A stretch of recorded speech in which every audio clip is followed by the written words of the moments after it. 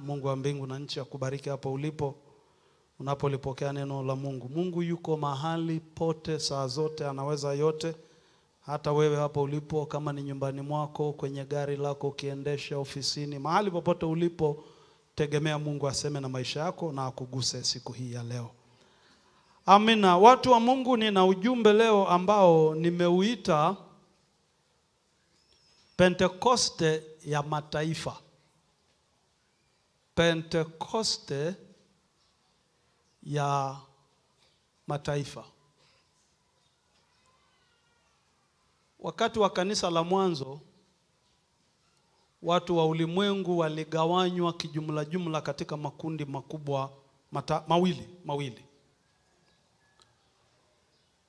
Kuna kundi hili la watu ambao walikuwa ni taifa teule la Mungu wa Israeli, ambao kabila lao lilijulikana kama Wayahudi. Kwa hiyo kulikuwa na watu wanajulikana kama Wayahudi ndani ya kanisa la kwanza.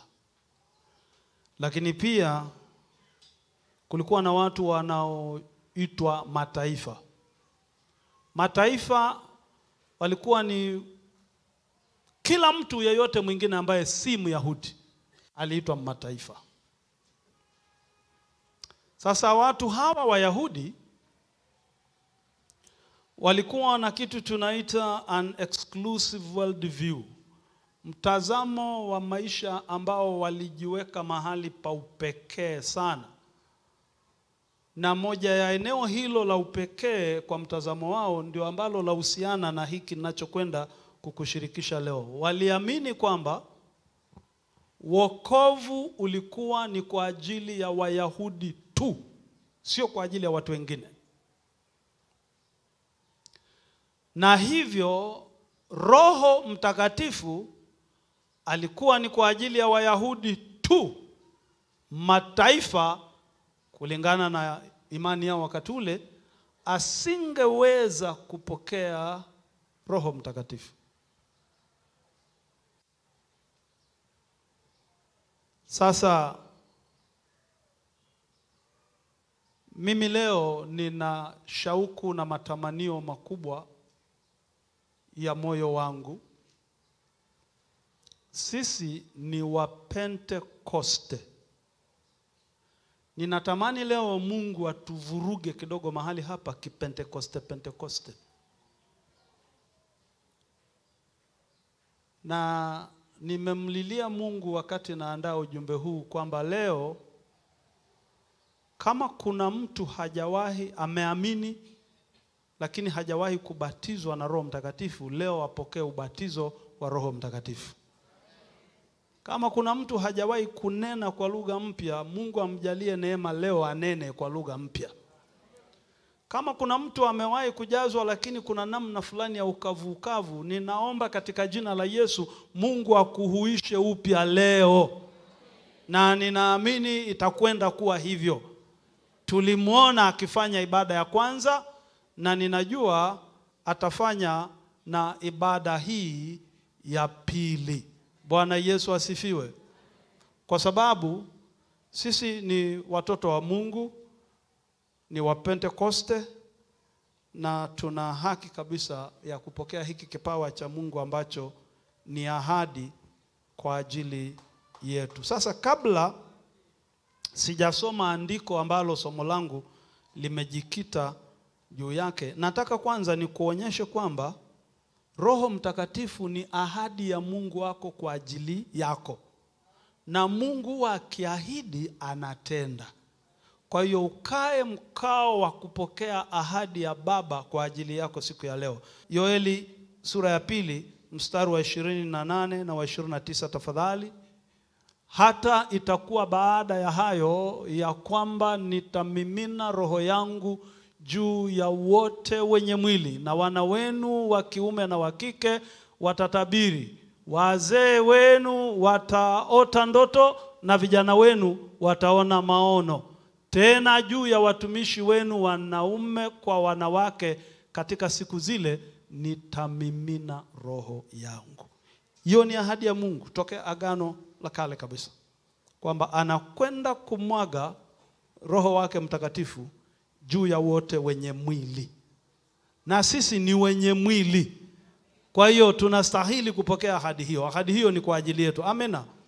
Yesu katika Matendo ya Mitume sura ya 1 mstari wa 4 na wa 5, Matendo ya Mitume 1:4-5, anawaambia hivi wanafunzi wake kabla hajapaa kwenda mbinguni. Matendo 1 mstari wa 4 tafadhali. Akawaambia wasubiri pale mjini. Wakati alipokuwa amekutana nao, aliwaagiza wasitoke Yerusalemu, bali waingoje ahadi ya Baba ambayo mlisikia habari zake kutoka kwangu. Mstari wa 5, ya kwamba Yohana alibatiza kwa maji, bali ninyi mtabatizwa katika Roho Mtakatifu baada ya siku hizi chache. Huyo ni Yesu aliwaambia wanafunzi wake kwamba kuna ahadi ya Baba ya Roho Mtakatifu. Na yule mtangulizi wake Yohana Mbatizaji aliwabatiza watu katika maji mengi. Yesu anasema baada ya siku chache kutoka sasa ninyi mtabatizwa katika Roho Mtakatifu. Na ahadi hiyo ilitimia siku 10 baadaye, baada ya kupaa kwake, ile siku ya Pentekoste Roho akashuka. Lakini andiko la mwisho bado tunafuatilia ahadi ya Baba. Luka, tusome kitabu cha Luka sura ya 24. Tuangalie ule mstari wa 49. Luka 24 mstari ule wa 49, tunaona tena Yesu anawaagiza wanafunzi wake wasitoke mjini. Na tazama, nawaletea juu yenu ahadi ya Baba yangu, lakini kaeni humu mjini hadi mvikwe uwezo utokao juu. Kwa hiyo ninaanza kukutamanisha kwamba kuna ahadi ya Baba ambayo ni kwa ajili yako. Ahadi ya Roho Mtakatifu. Jiandae kumpokea leo, maana tunakwenda kuomba ashuke. Wale ambao hamjawahi kubatizwa katika Roho Mtakatifu, leo mbatizwe. Na wale ambao mnahitaji ujazo upya, leo akawajaze katika jina la Yesu. Niliwahi kufundisha hapa mfululizo wa somo kuhusu utume wa Mungu, mpango wa Mungu unaoitwa utume au umisheni. Kwa wale mliofuatilia hilo somo, tulienda kwa muda mrefu sana. Nakumbuka tulisema mpango wa Mungu siku zote unawahusu mataifa. Japo alianza na taifa moja teule, Israel, lakini Israel ilikuwa afanyike kuhani wa Mungu kwa mataifa. Kwamba kupitia Israel mataifa yote ya dunia yapate kumjua Mungu. Kwa hiyo Mungu katika mpango wake siku zote anatazama kuwafikia watu wa dunia yote, watu wa kabila zote, mataifa yote, lugha zote, tamaduni zote, kila aitwaye mwanadamu aliyeumbwa kwa sura na mpango wa Mungu. Mungu anamkusudia mtu huyo. Na kitu tunachokwenda kuona leo, na ndio maana nimechagua kwa makusudi kuita somo langu leo Pentekoste ya mataifa. Nataka nikuonyeshe kwamba pamoja na kwamba Pentekoste ilianza na Wayahudi, lakini hatimaye ilifika kwa mataifa. Na ndio maana nina ujasiri wa kukuambia leo kwamba utakwenda kubatizwa katika Roho Mtakatifu, kwa sababu Pentekoste ni kwa ajili ya mataifa yote. Nilikwambia mataifa ni mtu ambaye hakuwa Myahudi. Sisi sio Wayahudi. Kwa hiyo tunaingia kwenye kundi hilo la mataifa. Bwana Yesu asifiwe. Twende sasa kwenye somo letu la siku hii ya leo.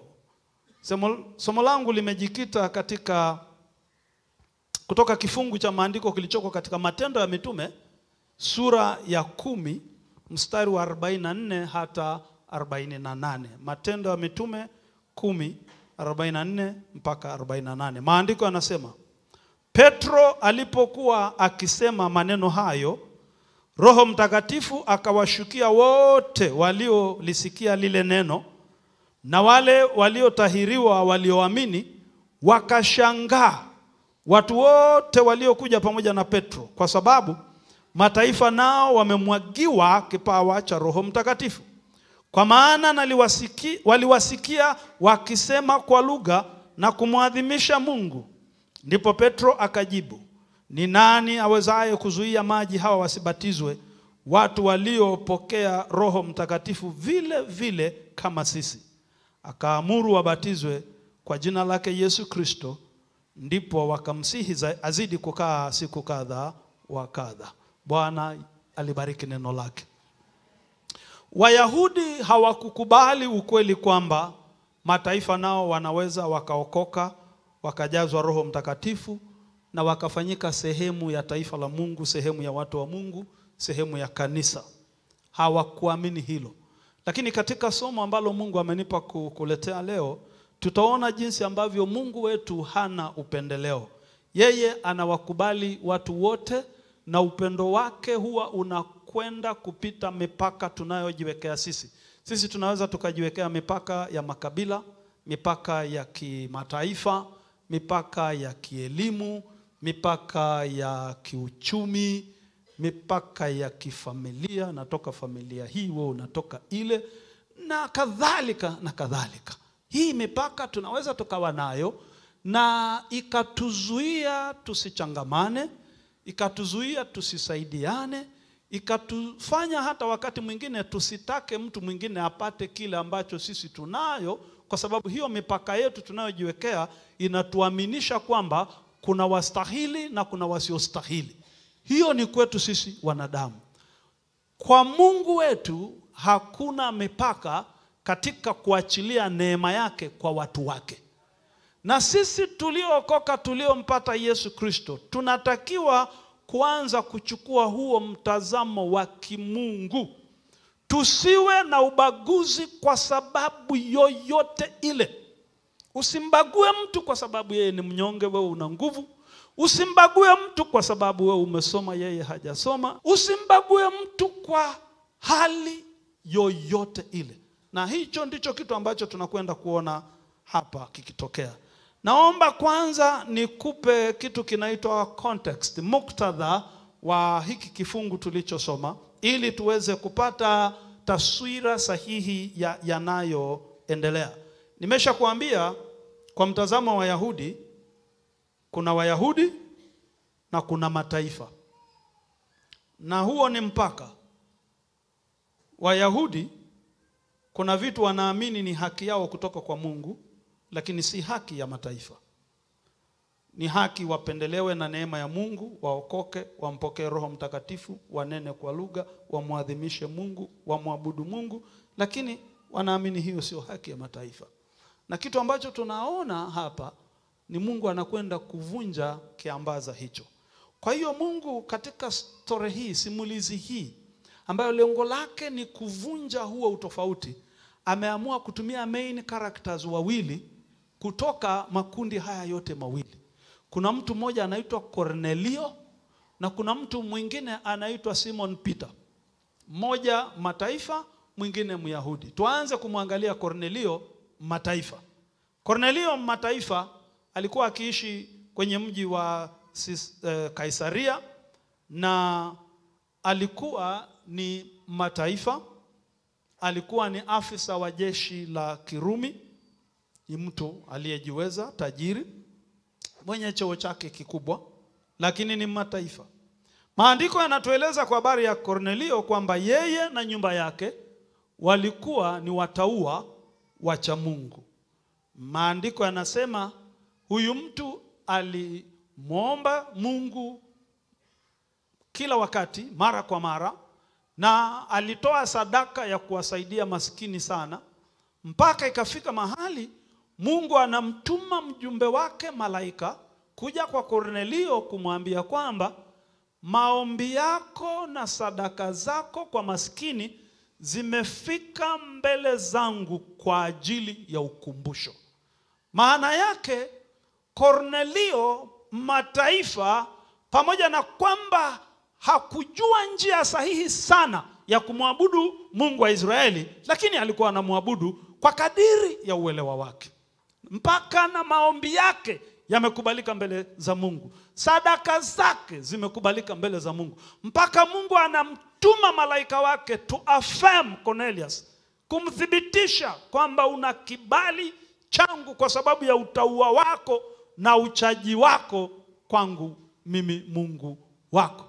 Lakini Mungu anaamua sasa kumsaidia Kornelio ajue namna iliyo sahihi zaidi ya kumwabudu Mungu.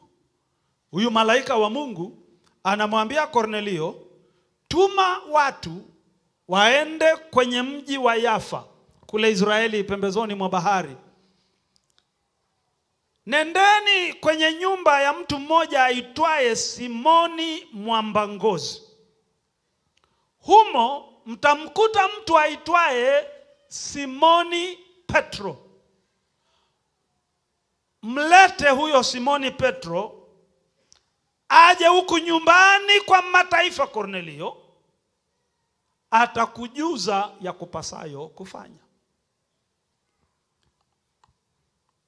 Tayari kuna setup tunaona Mungu anatengeneza ya kuwaunganisha hawa watu wake wawili ili arekebishe jambo ambalo halikuwa sawa katika maisha na mitazamo ya watu wake Wayahudi. Wayahudi, kumbuka, hawachangamani na mataifa.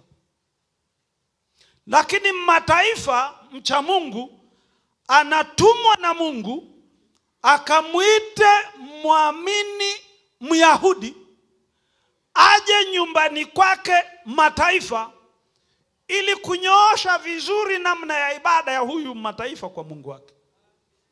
Kwa hiyo Kornelio, tuma wanaume waende Yafa wamlete hapa Simoni Petro. Wakati huo huo, na unaponisikiliza naomba uweke hili kwenye mawazo yako. Namshukuru Mungu, kwenye kanisa letu la Tanzania Assemblies of God tuna kitu tunachoita mpango mkakati. Nataka uone kwamba mwanamkakati nambari 1 ni Mungu. Tunachofuatilia hapa ni mkakati wa Mungu kutuleta sisi hapa tulipo leo, kwamba tunaweza tukakusanyika sisi mataifa ili tumwabudu huyu Mungu wa mbinguni ambaye hapo mwanzo aliaminika alikuwa ni Mungu wa kundi fulani tu linaloitwa Wayahudi. Lakini Mungu anaweka mkakati wa kuvunja kasumba hiyo, kuvunja mtazamo huo na kuwaleta mataifa kuwa sehemu ya mpango wake. Kwa hiyo wakati Kornelio anapewa maelekezo na Mungu ya kwenda Yafa kumtafuta mtu anayeitwa Simoni Petro, wakati huo huo Simoni Petro yuko darini juu ya nyumba fulani pale Yafa, yuko kwenye maombi. Na nahisi alikuwa ni maombi ya mfungo, kwa sababu Biblia inaweka bayana kabisa kuna wakati alisikia njaa sana akatamani apewe chakula ale. Kwa hiyo Simon Peter is praying in Yafa. Katika maombi yake Mungu anamtokea, anampa maono. Anaona chombo kinashuka kutoka mbinguni kinakuja duniani, kama Biblia inasema kama nguo kubwa, kama zulia kubwa. Pata picha kama ya tent, turubali fulani kubwa linajaa labda pembe 4 zote za jengo hili.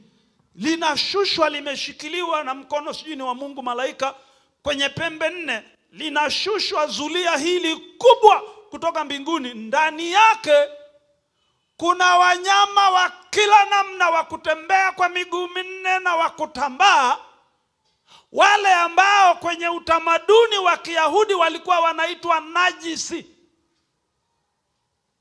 Kwenye hizo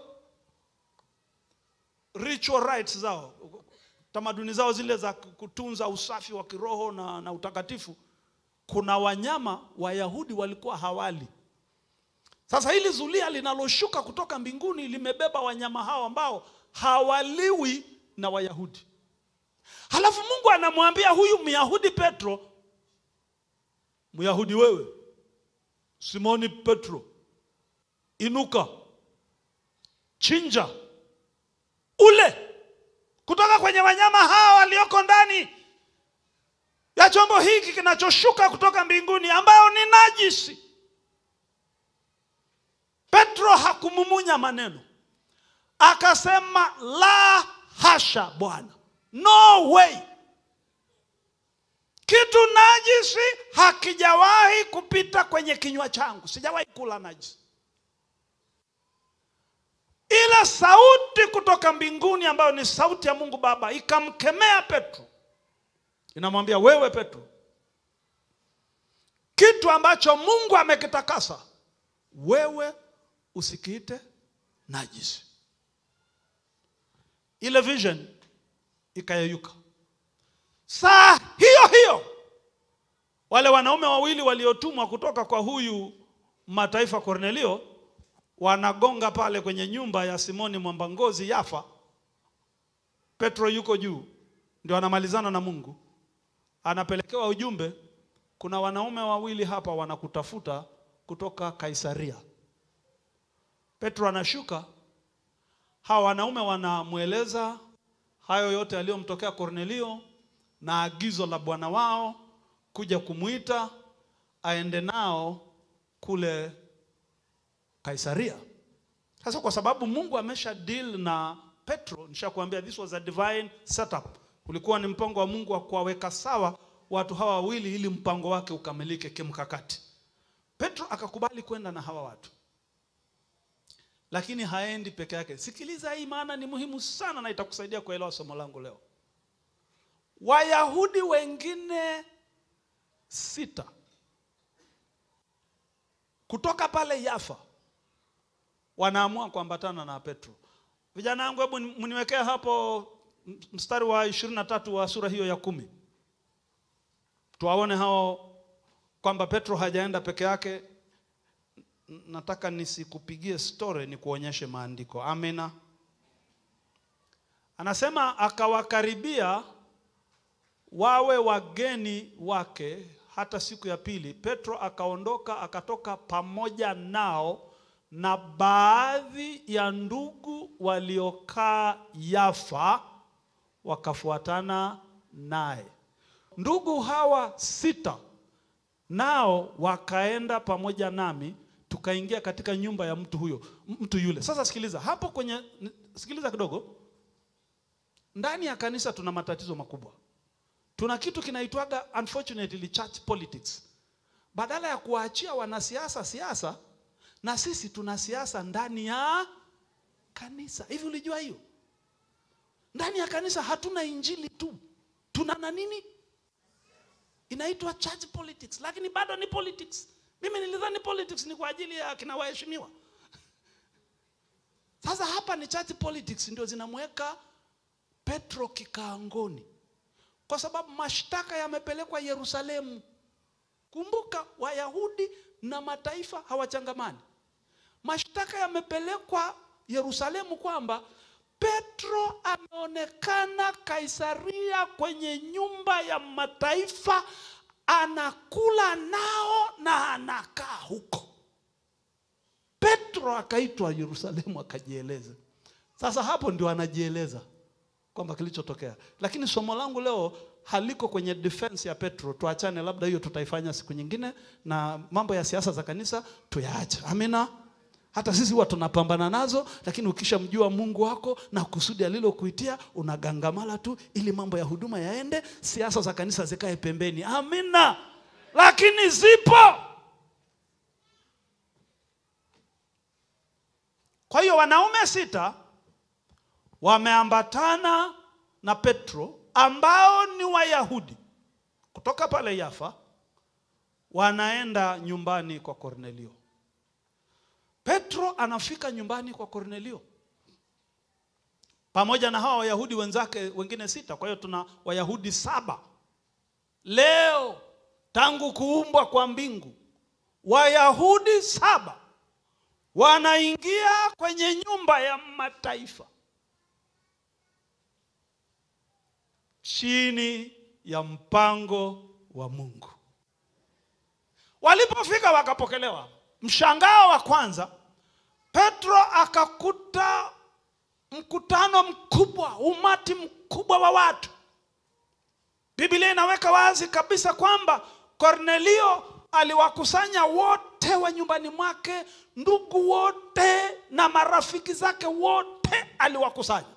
Kwa hiyo by the time Petro anafika nyumbani kwa Kornelio, ameandaliwa mkutano wa injili ambao haujamgharimu kitu chochote. Haleluya! Petro anaanza kuhubiri neno la Mungu kwa watu hawa. Anawaeleza mpango wa Mungu wa wokovu kwa watu wote. Anazungumzia jinsi ambavyo Mungu hana upendeleo. Maana Petro anasema, sasa ninatambua ya kwamba Mungu hana upendeleo. Maana yake sasa tayari anabomoa vile viambaza vya imani yao ya Kiyahudi ambayo ilikuwa na upendeleo, na kile Mungu amemfanyia kupitia yale maono imempa kutambua ya kwamba huyu Mungu ambaye Wayahudi wamemwabudu siku zote wakidhani ni Mungu wao peke yao, yeye hana upendeleo. Na anaanza kuhubiri kwenye mkutano ule nyumbani kwa mataifa, Mungu hana upendeleo, bali wote wanaomcha hukubalika kwake. Anaeleza habari za ubwana wa Yesu Kristo. Sasa hapa ndipo sasa ngoma inapoanza. Mwambie jirani yako, hapa ndipo ngoma inapoanza. Na nilikuwa ninakupa tu sasa background niingie kwenye somo langu sasa. Bwana Yesu asifiwe. Na kuna mambo kama 4 nataka tuone leo kwenye kifungu hiki cha maandiko. Na jambo la kwanza, Roho Mtakatifu awashukia mataifa. Biblia inasema wakati Petro anaendelea kuhubiri. Unajua mazoea yetu, tunapotakaga watu wajazwe Roho Mtakatifu, tunaandaa somo zuri la Roho Mtakatifu kama hili nalokuletea leo. Halafu mwisho ndio tunawaita watu, tumemaliza kuhubiri, ndio tunawaita watu, halafu tunawabandikia na mikono, tunawatabiria kwa imani, pokeni Roho Mtakatifu kwa jina la Yesu. Petro hakuwa na fursa ya kufanya hayo yote. Angali anahubiri, hajamaliza mahubiri yake, Biblia inasema Roho akashuka. Haleluya! Ninaomba katika jina la Yesu turudi kwenye experience za Kipentekoste ambazo hatutahitaji tumalize mahubiri yetu, lakini Roho anashuka na kuvuruga mipango yetu ili ya Mungu yasimame kwa ajili ya watu wake. Wakati Petro anahubiri, Roho akashuka, akamwagwa juu ya mataifa, wale watu ambao waliaminika hawawezi kupokea Roho Mtakatifu. Hao ndio siku ya leo mbele ya macho ya Petro na Wayahudi wenzake wengine 6 wanashuhudia kwa macho yao Roho Mtakatifu akiwashukia mataifa, na wakinena kwa lugha na wakimtukuza Mungu. Biblia inasema wale ndugu wa tohara. Unajua Wayahudi walikuwa wanaamini sana kwenye tohara. Kwa hiyo anaposema wale ndugu wa tohara ni namna nyingine tu ya kusema wale Wayahudi waliokuwa pamoja na Petro. Biblia inasema wakastaajabu. They were astonished. They were amazed. Hivi unajua kuna vitu unaonaga alafu unapikicha macho ili kujihakikishia hiki ninachoona ndicho au naona maruerue. Nataka kuhisi kama vile hawa Wayahudi walifanya nini? Walipikicha macho na kufanya masikio kidogo hivi, haya hiki tunachosikia ni kweli au?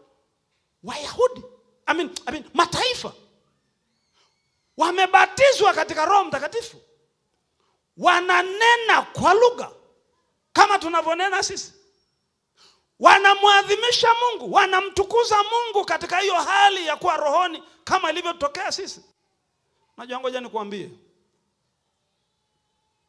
ukisoma kitabu cha Matendo ya Mitume,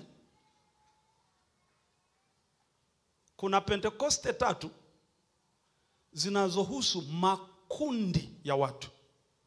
Acha zile zinazohusu watu binafsi mmoja mmoja.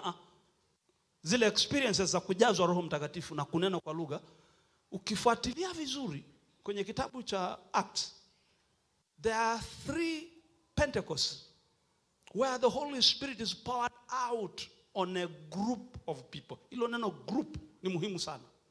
Na ukisoma taratibu, ulikuwa ni mpango mkakati wa Mungu kuhamisha mpango wake wa wokovu na ujazo wa Roho Mtakatifu kutoka kwa Wayahudi kwenda kwa mataifa. Turudi pale, mission ya Mungu ni kufikia nani jamani? Mataifa. Pentekoste ya kwanza ninaita Pentekoste ya Wayahudi.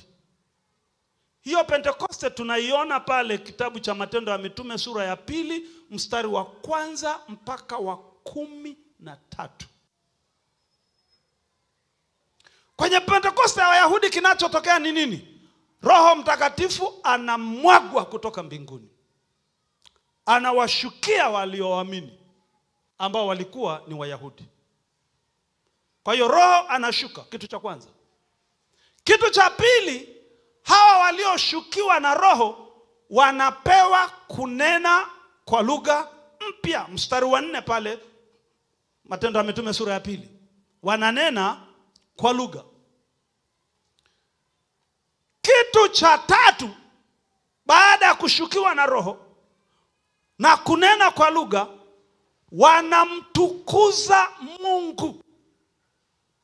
Kunakuwa na ibada ambayo ina declare the glory of God. Inatangaza utukufu wa Mungu. Inatangaza matendo makuu ya Mungu. Hiyo utaona pale mstari wa 11. Maana kulikuwa na mashuhuda, ilikuwa ni sikukuu. Watu kutoka kila eneo walikuja Yerusalemu kwa ajili ya sikukuu ya Pentekoste. Na kwa hiyo kulikuwa na watu kutoka maeneo mbalimbali ya ulimwengu wa wakati ule wamekuja Israeli pale Yerusalemu kwa ajili ya kufanya kutoa sadaka zao siku ya Pentekoste. Roho akawashukia wale wanafunzi 120 wa Bwana Yesu waliokuwa wamejikusanya kwenye chumba kimoja, wakaanza kunena kwa lugha. Sasa kule kunena waliopewa siku ile, walijaliwa kunena lugha mbalimbali za watu wa mataifa yaliokusanyika siku ile. Na huo nao ulikuwa ni mpango mkakati wa Mungu wa kueneza injili kwa mataifa, kwa sababu Mungu alitaka hawa watu wasikie katika lugha zao wenyewe kile ambacho amefanya kwa hawa 120 waliokuwa pale Yerusalemu. Kwa sasa unakuta wanaanza kushangaa, kwa sababu jambo la 4 ni mshangao. Matendo ya Mungu ya kuwabatiza watu wake na Roho Mtakatifu sio kwamba tu wanabatizwa na Roho Mtakatifu wananena kwa lugha, wanamuadhimisha ama wanamtukuza Mungu, lakini unasababisha mshangao. Mstari ule wa 11 sura ya 2, tunaona sasa wale waliokuwepo pale wa kutoka Libya, Krete, Warabuni, wanasema hawa sio watu wa Galilaya hawa. Inakuaje tunawasikia wakimtukuza na kumwadhimisha Mungu kwa lugha zetu wenyewe? Biblia inasema wakastaajabu. Wakafanya nini jamani? Wakashangaa. Kwa hiyo ndio ilikuwa sura ya Pentekoste ile ya Wayahudi iliyotokea sura ya 2. Nitakuhamisha baadaye nije nikuonyeshe jinsi ambavyo Mungu aliamua hii Pentekoste ya mataifa inafanana kabisa na ile ya mataifa ya Wayahudi, lakini anaiongezea kitu kingine kimoja cha ziada kuonyesha tu namna ambavyo ana upekee pia nao kwa ajili ya mataifa. Lakini kabla sijaenda kwenye Pentekoste ya mataifa ambayo ndio somo letu leo, kuna Pentekoste nyingine ya 2 inaitwa, kumbuka na kuonyesha Pentekoste za watu kama kundi, ambayo ukitizama kuna transitioning Mungu anafanya katika historia ya kanisa. Kanisa lilikuwa ni kanisa la Wayahudi peke yao, lakini Mungu hajawahi kusudia kanisa liwe ni la Wayahudi peke yao. Mungu alitaka kanisa liwe ni kanisa la watu wote wa ulimwengu. Na Roho Mtakatifu ni sehemu, Kiswahili, the Holy Ghost is an indispensable part of the church. Indispensable Kiswahili chake ni nini? Roho Mtakatifu, yani huwezi kumuondoa Roho Mtakatifu ukabaki na kanisa. Huna Roho Mtakatifu, huna kanisa. Tuko pamoja Kanisa lilianza na Wayahudi Roho Mtakatifu aliposhuka, lakini Mungu alitaka ili kanisa liwe la mataifa yote, na hivyo anavomshusha Roho wake Mtakatifu kumwaga juu ya makundi mbalimbali tofauti ya watu, lengo lake ni kutransition, ni kuhama kidogo kidogo kutoka kwa Wayahudi kuinclude watu wote, kuwaleta ndani watu wote. Amena. Sasa nisikilize, kuna watu walikuwa wanaitwa Wasamaria. Kwa hiyo Pentekoste ya pili ni Pentekoste ya Wasamaria. Wasamaria ni nani? Wasamaria, sijui kama hili neno ni zuri sana kutumia kwa wanadamu, walikuwa ni kabila chotara. Inakubalika hiyo kwa wanadamu Wasamaria walikuwa ni kabila chotara. Walitokana na kuzaliana kati ya Wayahudi na mataifa. Kipindi kile cha utawala wa dola ya Rumi, kuna wakati wale Warumi walipokuja wakakonka Yerusalemu, wakashinda na kutoa Yerusalemu, wakaweka utawala wao pale Yerusalemu, kuna Warumi walioingiliana na Wayahudi ambao sasa wako chini yao, wanatawaliwa na wao, na watoto wakazaliwa. Wale watoto ambao ni nusu Wayahudi na nusu Warumi wakajulikana kama Wasamaria. Kwa hiyo wapo katikati pale. Hili ni kundi sasa. Kumbuka, usisahau Mungu anataka kuwafikia mataifa.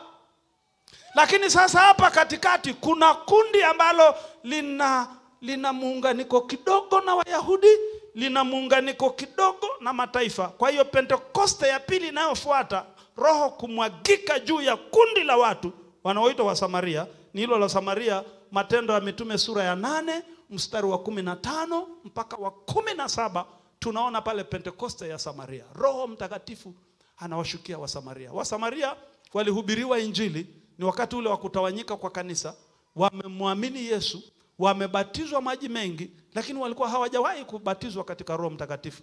Wanaenda kina Yohana, wanawauliza, mlimpokea Roho Mtakatifu pale mlipoamini? Wanasema hata kusikia habari ya kuwepo kwa huyu Roho hatujasikia.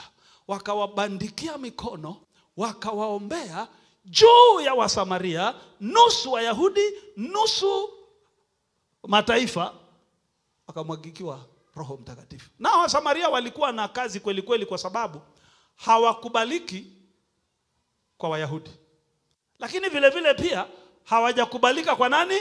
Kwa mataifa. Kwa hiyo wamehang pale katikati. Lakini Mungu anasema hawa nao na wakubali. Bwana Yesu asifiwe. Hawa nao neema ya wokovu ni kwa ajili yao. Hawa nao Roho Mtakatifu ametumwa kwa ajili yao. Bwana akawabatiza Wasamaria, tukawa na Pentekoste ya Wasamaria. Jina la Bwana libarikiwe. Ndio sasa tunakuja kwenye Matendo ya Mitume sura ya 10, kifungu tulichosoma mstari wa 44 mpaka ule wa 48, tunapata Pentekoste ya tatu ya makundi. Kundi hili linaloitwa sasa mataifa. Mungu anakamilisha mpango mkakati wake hatimaye. Mataifa wanaletwa kuwa sehemu ya kanisa la Bwana Yesu, nao wanamwagiwa Roho Mtakatifu. Sasa nataka nikuonyeshe similarity iliyoko kati ya Pentekoste ya Wayahudi na Pentekoste ya mataifa. Utashangaa. Bwana Yesu asifiwe. Tuangalie, tutafute vitu. Kuambia kuna vitu vinne nilikuambia vilikuwa very distinct, vilikuwa wazi kabisa kwenye ile Pentekoste ya Wayahudi. Moja, Roho Mtakatifu alishuka juu ya watu. Namba 2, watu wakanena kwa lugha. Bwana asifiwe. Namba 3, wakamwadhimisha Mungu, wakamtukuza Mungu. Namba 4, watu wakastaajabu. Tuko pamoja Turudie tena kusoma kile kifungu chetu cha Matendo ya Mitume sura ya 10 mstari wa 44 na kuendelea. Petro alipokuwa akisema maneno hayo, Roho Mtakatifu akawashukia. Kwa hiyo condition ya kwanza tunaona imetimia. Roho Mtakatifu alifanya nini? Aliwashukia wote waliosikia lile neno, na wale waliotahiriwa, walioamini wakashangaa. Kwa hiyo tunaona mshangao. Kwa nini?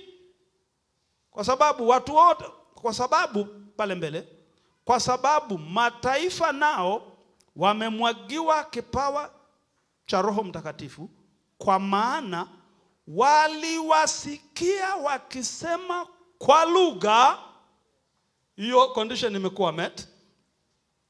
Na kumwadhimisha Mungu. Kwa hiyo pale tunaona kuna kumwagika kwa Roho Mtakatifu, kuna kunena kwa lugha, kuna kumwadhimisha Mungu, na kuna kushangaa. Sasa nilikuambia kuna tofauti kati ya Pentekoste hii ya mataifa, ama kushuka kwa Roho Mtakatifu na kubatizwa kwa watu. Ukisoma, na unaweza kaenda kufanya homework yako mwenyewe, ukifuatilia kwenye kitabu cha Matendo ya Mitume, incidences, nyakati zile ambazo Roho Mtakatifu amewabatiza watu, mara nyingi ubatizo wa Roho Mtakatifu unafuata baada ya mtu kuwa ameamini na amebatizwa katika maji mengi. Amina. Kwa hiyo ubatizo wa maji ulikuwa unatangulia ubatizo wa Roho Mtakatifu. Katika maeneo mengine yote utakapokuta Roho Mtakatifu anawajaza watu, wale watu walitangulia kubatizwa ubatizo wa maji mengi kwanza, ndipo wakabatizwa na Roho Mtakatifu. Mahali pekee watu walibatizwa kwanza na Roho Mtakatifu, alafu ndio wanakuja baadaye kubatizwa ubatizo wa maji mengi, ni kwenye Pentekoste ya mataifa. Kwa sababu hawa tunaona wanakuja kubatizwa baadaye, baada ya kuwa wameamini na wamejazwa Roho Mtakatifu. Petro akiwa katika kuhubiri, neno la Mungu linahubiriwa kwa mataifa. Wakiwa katika kulisikiliza neno la Mungu, wanashukiwa na Roho Mtakatifu. Na nisikie sasa wewe ambaye inawezekana hujajazwa bado na Roho Mtakatifu lakini umeamini. Takwa la kwanza, first requirement, ili wewe upokee Roho Mtakatifu, kwanza ni kulipokea neno la Mungu. Neno ndilo linaloumba imani. Kwenye Warumi tunaambiwa imani huja kwa kufanya nini jamani? Kwa kusikia. Kusikia nini? Neno la Kristo. Kwa hiyo lipokee neno la Mungu ndani ya moyo wako, likubali, lihifadhi ndani ya moyo wako. Hilo neno la Mungu ndio mbegu inayoumba imani ndani yako, imani ambayo sasa itakuweka mahali pa kuwa recipient wa Roho Mtakatifu, uweze kumpokea Roho Mtakatifu. Neno. Wakiwa katika kulisikia neno, lazima ulisikie neno, uliamini na ulipokee ndani ya moyo wako. Biblia inasema wakati Petro bado ananena, hajamaliza kuhubiri. Hii inatufundisha nini? This was purely a God thing. Yani lilikuwa ni jambo ambalo linafanywa na Mungu mwenyewe. Hakuna longa yoyote ya kibinadamu, hakuna janja yoyote ya kibinadamu, hakuna mpango wowote wa kibinadamu. Ni kazi ya Mungu. Roho Mtakatifu ni kazi ya Mungu mwenyewe. Sisi tu ni wajumbe wa kukuletea neno linalohuisha imani, lakini mwenye kubatiza katika Roho Mtakatifu ni Mungu mwenyewe. Nakumbuka nimekuambia ni ahadi ya Mungu kwa ajili yako. Kama mkao wa kupokea ahadi ya Baba leo, hata wewe leo unaweza ukanena kama mataifa walionena katika nyumba ile ya mzee Kornelio. Jina la Bwana libarikiwe. Petro hajafanya altar call, hajaita watu waje madhabahuni kama tunavyofanyaga. Petro hajawawekea mikono yake juu yao watu hawa. Petro wala hajatoa lile tamko, pokeeni Roho Mtakatifu kama kina wale wanavyofanyaga. Yeye alikuwa anachambua tu neno, hawa watu walielewe neno, na watu walipoanza kulielewa neno wakaliamini, mazingira yakawa yametengenezwa tayari, Roho Mtakatifu akashuka. Haleluya. Unajua kwa nini ndugu yangu? Ngoja nikwambie. Niliandika kwa Kiingereza maneno haya, ngoja nisome hivyo hivyo alafu nitatafsiri. God does not need our structures and formulas to move. He responds to faith, not to form. Mungu hahitaji taratibu zetu na mipangilio yetu ya namna mambo yaende ili yeye aweze kutenda. Hapana, Mungu huwa anaitikia imani ya watu wake. Watu wake wanapokuwa na imani, Mungu hatafuti mazingira wala kitu kinachoitwa timing. Kwa Mungu hakuna cha timing, kwa Mungu hakuna cha mazingira. Anachotafuta Mungu ni mioyo iliyo wazi kupokea neno lake kwa imani. Hilo neno ndio transaction yako ya kupokea kutoka mbinguni. Haleluya.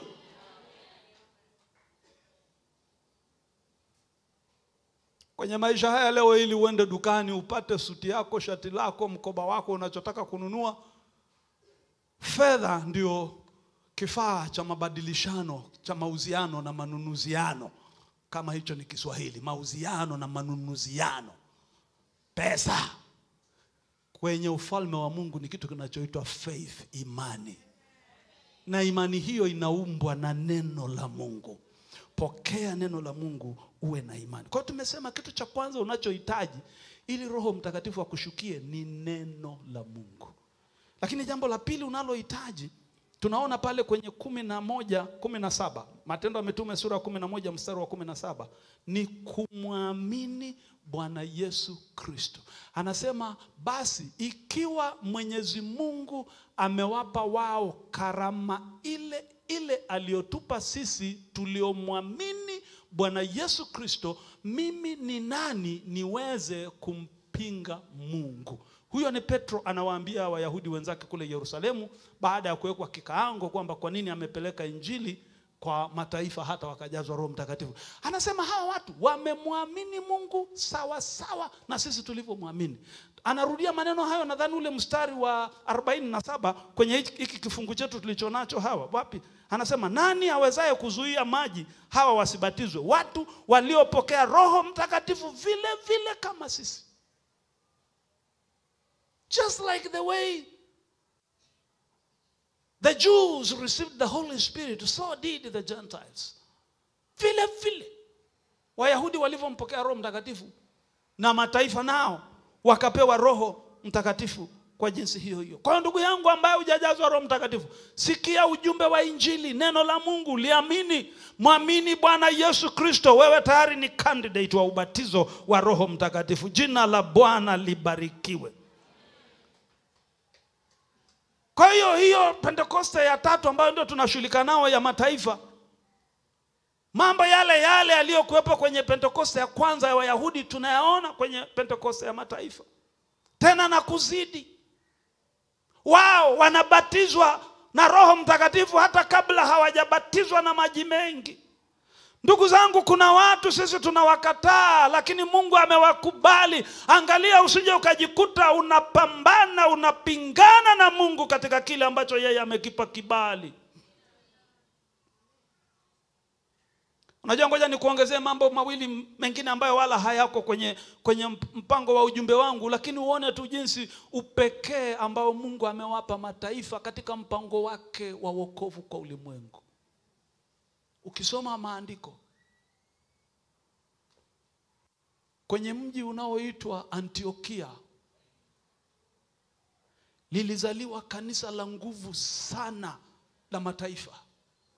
Kanisa la kwanza la mataifa, First Gentile Church katika historia ya kanisa. Uamsho wa Roho Mtakatifu ukalipuka pale Antiokia. Watu wakawa wanaokoka, wanaponywa, wanajazwa Roho Mtakatifu, wananena kwa lugha. Habari zikawafikia mitume kule Yerusalemu. Unajua baada ya kanisa kuangukia kwenye mateso, waumini wengi walitoroka pale Yerusalemu kukimbia mateso, na kila walikoenda walihubiri Injili. Na ngoja nikwambie, Injili ya Bwana na Mwokozi wetu Yesu Kristo ina nguvu. Ina nguvu ya kuokoa, ina nguvu ya kuponya, ina nguvu ya kubadilisha maisha ya watu na kuwaondoa kwenye vifungo vyao. Wewe lihubiri neno, mwenye neno analifuatilia na nguvu zake kulithibitisha hilo neno. Matendo ya ajabu sio ya kwako, hayakuhusu wewe. Linalokuhusu wewe, fungua kinywa chako, tamka neno, hubiri neno, waambie watu habari za Kristo. Mwenye kuokoa ni yeye, mwenye kuponya ni yeye, mwenye kuwaweka huru ni yeye. Hawa waumini wa kawaida tu, baada ya mateso kulipuka pale Yerusalemu, wakakimbia, wakawa na share their faith, wanawashirikisha watu imani yao ya Kikristo. Mungu akaanza kuokoa. Sasa kuna walioenda pale kwenye mji wa Antiokia kule Syria, watu wakaokoka wa mataifa. Kukawa na kanisa kubwa sana. Mitume wao walikuwa wamebaki Yerusalemu, custodians of the faith, hawajaondoka. Habari zikawafikia mitume pale Yerusalemu, wazee wa kanisa, wazee wa dini. Church politics hazijaanza na sisi leo, zilikuwepo kwenye kanisa la Yerusalemu. Mitume wanasema haiwezekani. Kwanza wao walishaanza kupoa poa. Ngoja nikwambie kitu kimoja. Huna hati miliki ya kazi ya Mungu. Niseme na sisi, enyi wa Pentekoste wenzangu nisikilizeni, kamera iko wapi? Iko hapa. Hatuna haki miliki na kazi ya Mungu. Tunafika mahali wa Pentekoste tunadhani Roho Mtakatifu ni kwa ajili yetu tu. Mnajidanganya. Kama ilivyokuwa kwa mataifa, leo hizo dini zingine ambazo mnadhani Mungu hana mpango nao, wako wacha Mungu, na wanapomtafuta Mungu kwa kweli, Roho wa Mungu anawajilia. Wako Mungu anamasalia. Tuache kiburi cha kiroho. Akatumwa mtu sasa, maana mitume hawaamini kwamba kazi ya uamsho inaweza ikalipuka pale Antiokia kwenye kanisa la mataifa. Wakamkamata mzee mmoja wa kanisa, anaitwa mzee Barnaba. Mzee Barnaba, hebu nenda pale Antiokia, chunguze haya mambo tunayoyasikia, eti Roho Mtakatifu, halafu tulete habari hapa Yerusalemu. Barnaba mzee wa kanisa ni mtii, akafunga safari akaelekea Antiokia. Barnaba alipofika Antiokia, kitu alichokuta macho yakamtoka. Hivi Mungu anafanyaga hivi? Akasahau maagizo ya mitume kwamba alitakiwa arudi Yerusalemu na ripoti. Akasema achana na mitume saa hizi, hii kazi tunatakiwa kuichochea iendelee. Huu moto sisi Yerusalemu hatuna tena moto wa namna hii. Ngoja nikuambie, wakati ninachukua somo moja linaitwa Church History, nilijifunza kitu kimoja. Mungu huwa anawasha moto na kundi hili. Moto wa Roho wanaanza vizuri. Kadri moto unavyoendelea kukua, watu wanakuja wanaongezeka, wanaanza kutengeneza kitu kinachoitwa structures, miundo ya kiutawala. Apatikane mtu anaitwa mchungaji kiongozi, awe na wazee wa kanisa, apatikane na mwangalizi, apatikane na askofu. Hizi structures zina miundo hii ya kiutawala, tunaiwekea kazi ya Mungu, inaanza kuzima moto wa Roho Mtakatifu. Kidogo kidogo tunamweka Roho Mtakatifu pembeni, tunatumia akili yetu, uzoefu wetu kupeleka kazi ya Mungu. Mungu hana mizengwe. Mkimzingua anawazingua. Anaona mnamzingua, anawaacha ninyi mnabaki na structure zenu na imani kwamba bado mna Roho Mtakatifu, kumbe ameondoka. Anakuja anawasha moto mwingine hapa kwa watu wapya kabisa. Halafu historia inasema mara nyingi watu wa kwanza kuipinga kazi mpya tabia ya Mungu ni wale ambao wametoka tu kupoteza. Nani amekupa wewe hati miliki ya kazi ya Mungu? Mungu anaweza akamtumia mtu yoyote. Kuna mahali aliwahi kusema, ninyi mkinyamaza nitainua hii mawe, nitaitumia. Kuna wakati Mungu aliwahi kumtumia punda. Wewe ni nani? Mwacheni Mungu aitwe Mungu. Yeye hufanya atakavyo. Kanisa la Antiokia likawaka moto. Barnaba anasema achana na mambo ya kupeleka ripoti Yerusalemu. Ninahitaji mchungaji kiongozi wa kanisa hili ambaye atasimamia kuwafundisha hawa watu neno, ili moto lazima uendane na neno. Maana pia kukiwa na moto hakuna uelewa wa neno, vituko vingi vinakuwepo.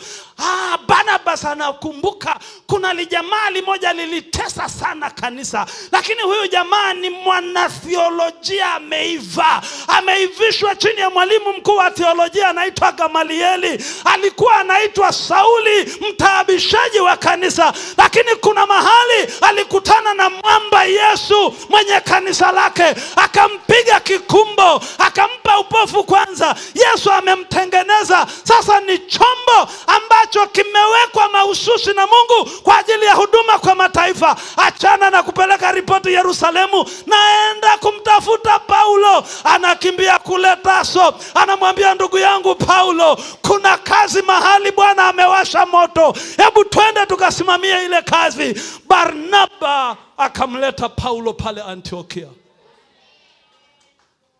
Kazi kaanza. Kanisa likaendelea kukua.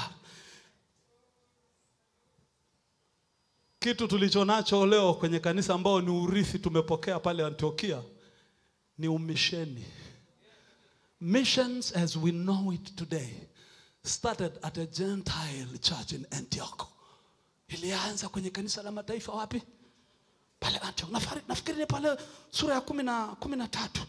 Roho Mtakatifu anawaambia lilo kanisa la Antioch, nitengeni Paulo na Barnabas. Bwana Yesu asifiwe. Na huko Antiokia, Matendo 13, na huko Antiokia katika kanisa lililokuwa hapo palikuwa na manabii na walimu. Nao ni Barnaba na Simeoni aitwaye Nigeri. Huyu Nigeri huyu alikuwa ni mweusi kama sisi. Haleluya, haleluya, alikuwa niga huyu. Na Lukio Mkirene na Maneneni aliyekuwa ndugu kunyonya na mfalme Herode. Basi walipokuwa wakimfanyia Bwana ibada na kufunga, Roho Mtakatifu akasema, nitengeni Barnaba na Sauli kwa kazi ile niliyowaitia. Ndipo wakiisha kufunga na kuomba, wakaweka mikono yao juu yao, wakawaacha waende zao. Tunapata kile ambacho kwenye historia ya kanisa tunaita Paul's first missionary journey. Paulo na Barnabas wanasafiri kwenye umisheni, wanapita kwenye majimbo ya huko Ulaya huko, wakipanda makanisa na kumhubiri Kristo. Halafu baada ya muda wanarudi, wanaleta ripoti kwenye kanisa lililowatuma la mataifa Antiokia. Walifanya safari 3 na ndio hiyo ikasaturate all of Europe na makanisa. Exact. Mnaona hiyo? Asante. Hiyo nilikuwa sijaidaka. Umeona hiyo Sasa safari hii ili kuanzisha mpango wa Mungu ndani ya kanisa ambao ndio tunakimbia nao leo, wanaowabandikia mikono kuwaweka wakfu hawa wamishonari wa kwanza ambao walikuwa ni Wayahudi, wanabandikiwa mikono na mataifa. Alafu unasema hao ni watu others. Unakuwa na hiyo other mentality. Wewe kuna siku Mungu atakupiga kikumbo hujawahi kuona maneno yake. Halafu pale Antiokia, jina linalotutambulisha kote duniani leo, wa Kristo. Biblia inasema ni pale Antiokia wale watu wa njia ile. Mwanzoni tulikuwa tunajulikana kama watu wa njia ile, wanaomfuata Yesu kwa njia ile. Ukristo lilianza kama neno la dhihaka. Wale wanaodai ni watu wa Kristo. Yule anayedai amekuja kuleta ufalme wa Mungu duniani, wa Kristo. But that name stuck with us and that's our identity today. Ilianzia pale kwenye kanisa la wapi? La mataifa Antiokia. Bwana Yesu asifiwe. Petro alivyovitakasa Mungu, wewe usiviite najisi.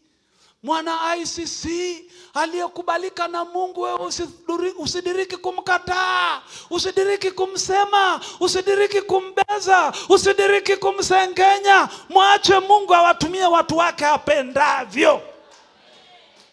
Nyinyi kina kusema huyu naye ndio huyo naye. Kwa nini asiwe yeye? Nani amekupa hati miliki wewe? Aya, ngoja nikutajie mengine niachane sasa, na nimemaliza kuhubiri. Kama hujapokea kitu kwa leo, basi Mungu wako atakusaidia. Wamebatizwa hawa watu, sio kwamba tu Roho Mtakatifu amewashukia. Point namba 1. Point namba 2, wananena kwa lugha na kumtukuza Mungu. Namba 3, wanabatizwa.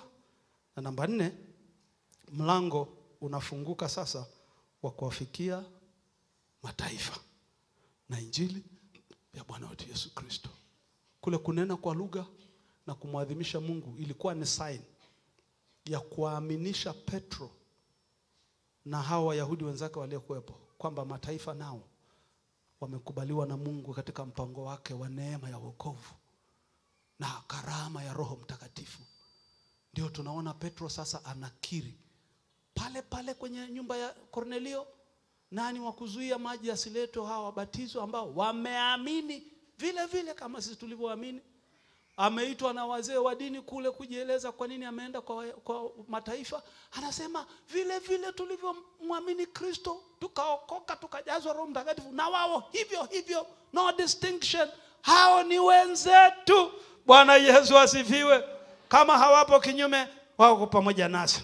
Nimalizie na kusema habari hii ya Pentekoste ya mataifa inatukumbusha ukweli kwamba neema ya Mungu haina mipaka. God's grace knows no boundaries. Haina mipaka kabisa. Roho wake Mtakatifu ni kwa ajili ya kila mtu atakayeamini, Myahudi, Myunani ama mataifa, tajiri, maskini, aliyesoma, asiyesoma, mwenye sifa hii ama ile kwenye jamii, asiyejulikana kabisa. Wote Mungu anataka waokoke na kupokea kipawa cha Roho Mtakatifu. Kwa hiyo mchana wa leo nakusihi kwa rehema za Bwana, njoo mbele za Mungu wako na kiu, njaa na shauku ya kujazwa na Roho Mtakatifu. Naomba tusimame uweponi mwa Bwana. Mungu hana ubaguzi. Huyu Mungu ambaye amekubali a race of people that was rejected, watu waliokataliwa, mataifa, Mungu amewakubali. Na sisi leo tu sehemu ya kanisa, kwa sababu kuanzia pale Antiochia, pale Kaisaria, nyumbani mwa mataifa Kornelio, Mungu alifungua mlango wa Roho Mtakatifu kumwagwa kwa mataifa.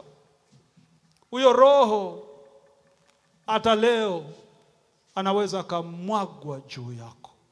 Hata wewe unayenisikiliza kupitia Radio Uzima na mitandao ya kijamii, hapo ulipo, kama una imani kwa Mungu wako, unalikubali neno la Kristo, Mungu anaweza akakujaza na Roho Mtakatifu hapo ulipo. Wewe amini tu. Hili ni kanisa la Kipentekoste. We must go back to our Pentecostal roots.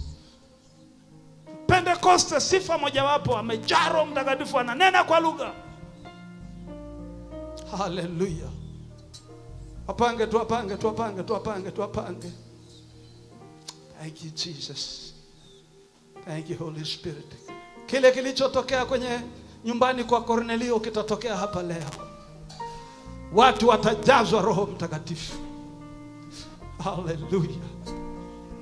Nitoe fursa nyingine kwa mtu ambaye ulishawahi kujazwa Roho Mtakatifu na kunena, lakini kuna namna fulani ya kukaukiwa, ni kama siku hizi unaitafuta kwa mbali, unahitaji uhuisho mpya. Unaweza ukapiga mstari hapo nyuma ya hawa tafadhali. Tunahitaji refillings again and again, mara na tena tujazwe upya. Kila mwenye shauku aje, panga mstari hapo mbele. Hebu kwa dakika chache tuimbe ule wimbo wetu. Thank you Jesus. Na hata wewe uliyeketi kwenye viti huko, tegemea mkono wa Bwana ukuguse. Ingia tu katika ile hali ya kuomba ukiwa na tumaini na shauku.